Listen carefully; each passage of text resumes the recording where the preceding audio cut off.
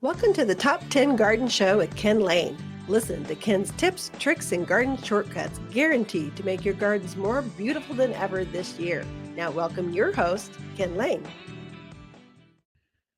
Now, for those of you that are tuned in to the Apple or Spotify podcast, this is video. You get the video presentation of this. So you're seeing me in my studio. Yeah, you see my office, and my office at the garden center. And I'm overlooking some corrals. And I've got this beautiful layer of wildflowers outside my window. I look at, watch butterflies, hummingbirds. I've just cut those back. And so I'm getting them ready for spring.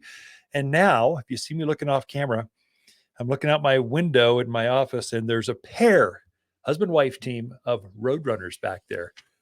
They are loving that I cut back the wildflowers, and you can see them hunting back in between all the cuttings and stuff. I've got them up on the fence. I mean, it's fun to watch them. So roadrunners are a magical thing in Arizona. It's what we're kind of famous for, and they're pretty common. We see them all the time. You see roadrunners, especially up here, all the time. Gila monsters are the other ones. Scorpions we hear all the time. That's more of a desert thing. And who wants to see a scorpion? Come on. They're pretty cool. Horny toads. That's another one we're famous for. And we have a lot of those. Not as many as I'd like, because I like to grab those with the grandkids. They're always mesmerized going, oh, this funky little lizard, and you're willing to pick him up, let me pet him, turn him over, have him sleep while I rub his belly. We rented a house up in Durango last summer, and the horny toads were thick up there. The grandkids were in the hunt. Pop, there's another one over here. Get over here. Pick him up yourself, son. They're not going to bite you. So you kind of trade them. Anyway. Okay, where was I going? If you see me looking off camera, because I'm looking at my pair of roadrunners back there. So it's kind of fun. Preparing soil. I am getting my garden soils ready for next spring. So I'm actively putting manures, mulch, compost, some fertilizer on there. I'm getting the soil ready. And so the last year's vegetable gardens have been pulled out. They're just exposed. They've been out, for a month and a half, 2 months, for a long time. Now I'm getting the actual soils ready. And here's the ideal thing for you folks tuned in. If you're hardcore gardeners, this is whether it's flowers or vegetables. If you've got raised beds or garden areas where you like to garden for those things, you need to think ahead about 6-8 weeks before you start planting, especially if you're going to add some real nutrients like manure. Manure is just such good stuff that for gardens. Plants just live on. They love that, but they tend to be hot. So they're very high in nitrogen. That's nitrogen. Remember, nitrogen, phosphorus, potash. That first number is nitrogen. That's what creates kind of new, luscious leaves, big, fast growth. Tomatoes love it. Corn needs it. Fast-growing plants, dahlias will grow bigger, better, especially dinner plates. Your geraniums love manures in the gardens, but they don't like it right before I'm planting. You really do want to get this on now. Let it rest, settle. Put it on now, pray for snow. Let it just kind of even everything out, kind of get it all percolating in there. And you turn the soil over and then start planting just like that. And so I'm actively putting those things in. Here's what the book says. So you put a 3-inch layer of composted material on top of the garden soil, tilled down to 1 shovel's depth, or 1 rototiller, or however you're measuring, 1 disc if you're big gardens. But ideally, the plants used up that organic material you gave it last year. You're going to need to replenish that. And this is something that you're going to do every single winter. You need to add some freshness to that. Now, here's a mistake, a rookie move. I've made it myself when I was a new gardener. I see a lot of new folks coming in. The internet is crazy. I don't know why. Stop looking on that Google machine. It dumbfounds you, gets you the wrong information.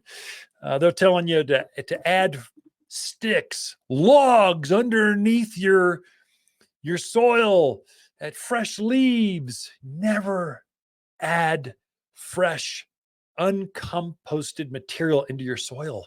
It robs nitrogen from your plant's roots. It actually stunts the growth next spring. You only want to introduce composted material into your soil. Please, for the love of gardening, do not put fresh manure into your gardens. It's teeming with nasty stuff. And then it introduces grubs and all kinds of crazy wormy kind of things that eat the roots of your plants. Totally, I've seen so many mistakes. You want to compost these things first off to the side, let it heat up, let it compost down. So compost pile will actually shrink as it composts. So the nutrients, kind of the humic acids and all the beneficial stuff that's there kind of increases as the mycorrhizal, the fungi break this material down. When it's down to its last core, you get like humic acid and nitrogens and phosphorus and all this rich stuff the plants love. You don't want to compost this stuff in the soil in your gardens directly, or it just totally messes up. It'll mess with you. You go, I don't know what I'm doing wrong. They grew so well last year. No, they're not growing. It's because the plants it's composting there in the ground. So I'm adding composted manure, about an inch, another inch, maybe inch and a half, another inch and a half of just water's premium mulch. I'm adding my own material. So if I know what's in it. I'm happy with it. It's all organic. I know what I'm introducing. And I know that it's going to grow. It's not going to keep breaking down. But I'm trying to put that kind of generous layer of manure on top of the soil so it has time to kind of percolate and mitigate some of the nitrogen. That way, when I start putting my potatoes in, when I start putting in those root crops, rhubarbs and radishes and onions and garlics, all the stuff you start real early in spring, it's not going to burn those. It's not going to taint them. And so start now. I'm also adding, while I'm doing that, I'm adding some fertilizer, especially phosphorus.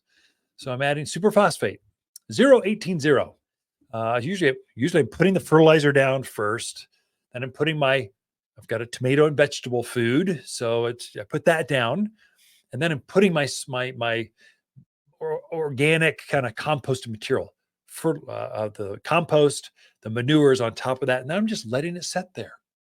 I'm going to let it sit there for a month and a half. And then I'm going to turn it under, usually at the beginning of February, somewhere in there. I got some time. I'll kind of turn it, kind of get it ready. And then usually by the end of February, I'm starting to plant. I mean, you can put lettuce, you can put spinach, you can put all those leafy broccoli, cauliflower, all those early spring things, especially at the Prescott layer and lower. You folks over in Cottonwood, Camp Verde, Sedona, you could probably cheat it even a little further. And so, but I'm thinking ahead. Always think a season ahead if you're revitalizing your containers. Really what I'm doing for me, I grow a lot of container things. So you really want some freshness in those containers. If you grew some big plants in that pot last year, I'm taking that top layer of potting soil. Is there, you're not adding manure into pots. That's just too rich. You want more potting soil in that. But I'm trying to add fresh potting soil. I'll take the first foot or so, 8 inch to 12 inch, and I'm taking that out and I'll add that to my raised beds, the big garden areas. So I'll just go, a little bit of that makes no real difference over there, but I need some fresh potting soil here. And then I'll take a bag of fresh Waters potting soil. That's our growers mix. And I'll top off that container. So I'm trying to transition the soils as I'm growing. So this year I'm growing it fresh in my containers, and next year I'll take that top layer, add it to my raised beds, or out there in the garden, landscape gardens out there, and then I'll add some freshness. And so then I'll add manures to my big raised beds, the bigger areas. And that seems to make a real difference. So if you struggled with consistency, they grew good this year, and the next year they didn't so much, it's probably because of the materials that you're adding into the soil. It's either detrimenting, it can hinder you, or it can really help. And so adding a 3-inch layer of organic matter and let it sit there for 6-8 weeks, and then go ahead and plant. It's going to be a game changer in your gardens. At least my name's Ken. We're just friends talking over the airwaves. It really works for me in my gardens. I think it will for you too. Be right back with more after this. My living room feels so empty. Now that the Christmas tree is gone, the house just seems so blah. Brighten it up with a big, bold, beautiful plant from Waters Garden Center. Fill that cavernous space with tall tropicals, colossal cactus, and sizable succulents that bring the great outdoors indoors. Make a gorgeous green space you can enjoy all year, not just for a season. Unique, exclusive, one-of-a-kind houseplants found only at Waters Garden Center in Prescott.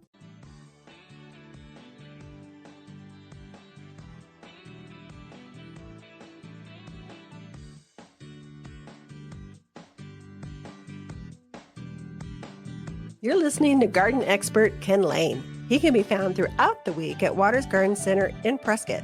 Thanks for tuning in to the Top 10 Garden Show.